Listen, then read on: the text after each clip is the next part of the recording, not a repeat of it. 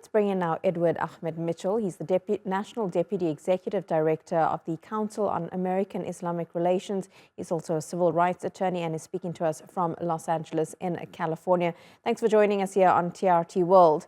Edward, I'd like to just start by asking about your organization's stance when it comes to the worsening humanitarian situation that's taking place in Gaza.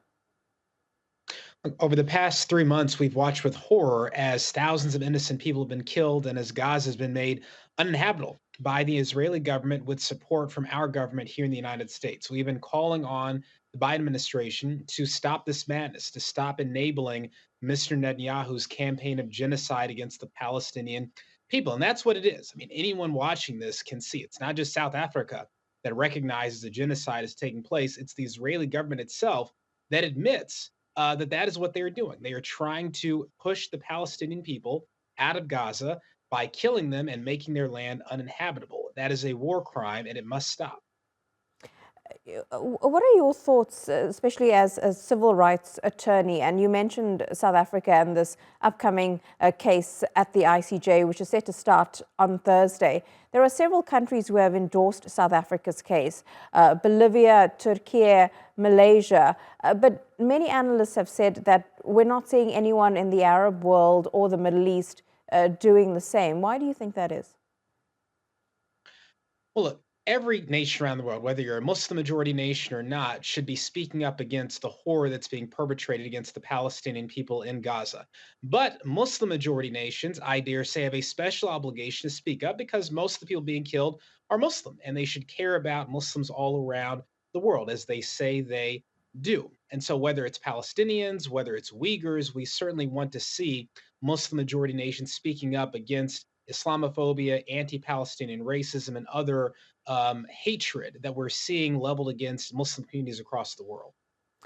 There is, of course, a lot of public pressure on governments from Muslim-majority countries. Of course, we've seen massive protests taking place across the Arab world and across so many parts of the world, including in the United States. Do you think that public and domestic pressure is going to be enough to influence governments, especially a government like the United States that is such a strong ally to Israel? Here in the United States, we've seen a growing number of Americans calling for a ceasefire, and we've seen a growing number of members of Congress calling for a ceasefire. President Biden is sadly out of step with the American people. Most Americans support a ceasefire and the pursuit of a just, lasting peace for everyone Israelis, Palestinians, Muslims, Jews, Christians, all alike. It's President Biden that insists on walking in lockstep with Mr. Netanyahu, even though this man is leading our nation and the region into a war. And so, yeah, the American people have already spoken up very clearly. It's just time for President Biden to listen to us, to the American people who are tired of seeing children being pulled out of rubble from buildings that were destroyed with missiles provided by our government and our taxpayer dollars. And do you think those voices are going to be heard at the election box when those elections take place in November? Many Muslims in America are saying that they will not vote for Biden.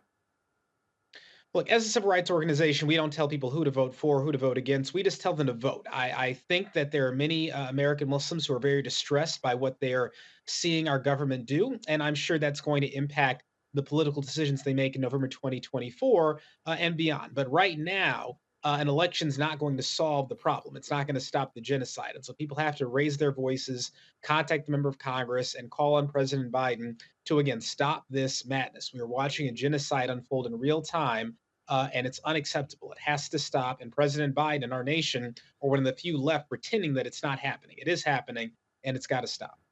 Edward Ahmed Mitchell in Los Angeles, thank you very much for your time.